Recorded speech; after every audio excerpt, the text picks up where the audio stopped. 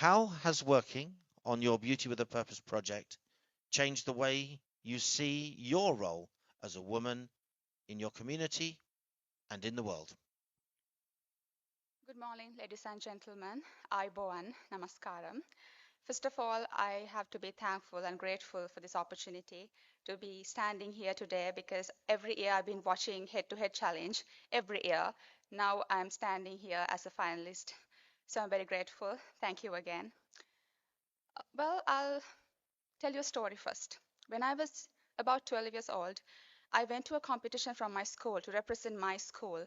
And I was with another girl from another school, and she was on her period. And then she wanted to go to the washroom to change her napkin. And then I asked, okay, why don't you go and do it before the competition starts? She said, I only have one. I'm not, uh, I don't have many, so I can't use it. I don't want to waste it.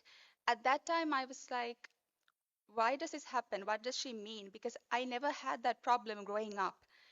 And then I did my research in the university on the criminalization of marital rape in Sri Lanka because it is not criminalized yet, like in many other countries, and that's a problem. I wanted to investigate the connection between the level of awareness women have about their women's rights and the process of criminalization because I believe in order to speak up against this violence, you have to have a knowledge about your rights. Other than that, you don't have any sort of opportunity to talk about it. And then only I found about period poverty. I realized besides violence, they're also going through period poverty. They're not just victims of menstrual poverty, they're also victims of violence, both at the same time. So I started my project after that.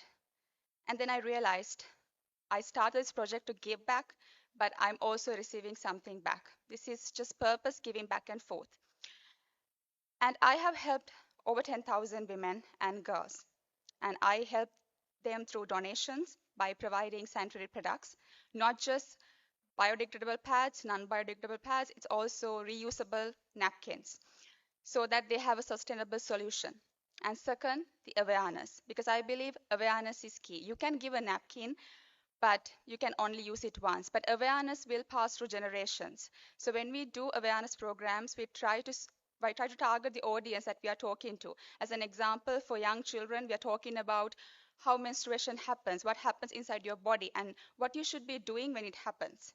And for older women, we talk about menopause, we talk about contraception, we talk about sexual health. Because I believe when it comes to awareness, it has to be suitable with the audience as well. And then the third thing is policy recommendation. Time. In Sri Lanka, the rate on sanitary napkin is 51%.